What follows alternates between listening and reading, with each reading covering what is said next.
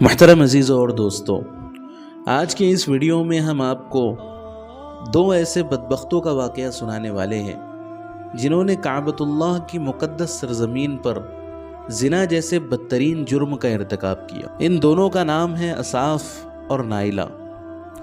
واقعہ یہ ہے کہ یہ دونوں حج کرنے کے لیے مکۃ المکرمہ آئے اور مکۃ المکرمہ میں پہنچنے کے بعد دونوں کعبے میں داخل ہو بھی گئے، لیکن ایک وقت ایسا آیا کہ ان کے آس پاس کوئی نہیں تھا اور حرم زائرین سے خالی تھا۔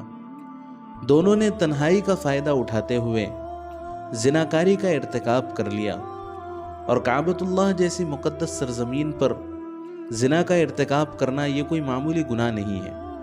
اسی وجہ سے فوراً ان کے اوپر اللہ رب العزت کا عذاب اترا، فوراً اللہ تعالیٰ کی پکڑ آئی، اور اللہ رب العزت نے اسی وقت ان کو مسخ فرما کر پتھروں میں ڈھال دیا۔ اب یہ پتھر بن کر وہی پڑے رہے۔ اس کے بعد مشرکین مکہ نے وہاں سے ان کو اٹھایا اور ایک پتھر کو صفا پر رکھا اور دوسرے پتھر کو مروہ پر رکھا، یہاں تک کہ عامر ابن لحی جس نے مکۃ المکرمہ میں بت پرستی کی ابتدا کی، اس نے لوگوں کو یہ سبق پڑھانا شروع کر دیا کہ یہ دونوں بت دراصل ہمارے معبود ہیں، دراصل ہمارے خدا ہیں، تم کو ان کی بھی پرستش کرنی چاہیے۔ تو دھیرے دھیرے لوگوں کے اندر یہ بات پیدا ہو گئی کہ لوگ ان کو ملامت کرنے کی بجائے، ان سے عبرت حاصل کرنے کی بجائے ان کی پرستش کرنے لگ گئے، ان کی پوجا کرنے لگ گئے۔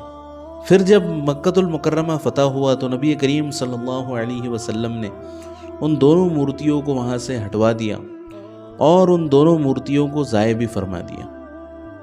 محترم عزیزوں اور دوستو، جس طرح مقدس مقامات پر عبادت کرنے کا اجر و ثواب بہت زیادہ ہوتا ہے، اسی طرح اگر ان مقامات پر کوئی نافرمانی کی جائے، کوئی گناہ کا کام کیا جائے، تو اس کی پکڑ بھی بہت زیادہ سخت ہوتی ہے۔ اللہ رب العزت سے دعا ہے کہ اللہ تعالی ہمیں دنیا و آخرت میں اپنی پکڑ سے محفوظ فرمائے، اور اسلامی معلومات حاصل کرنے کے لیے آپ سے گزارش ہے کہ ہمارے چینل کو سبسکرائب کریں اور اس ویڈیو کو زیادہ سے زیادہ شیئر کریں۔ جزاک اللہ خیرا۔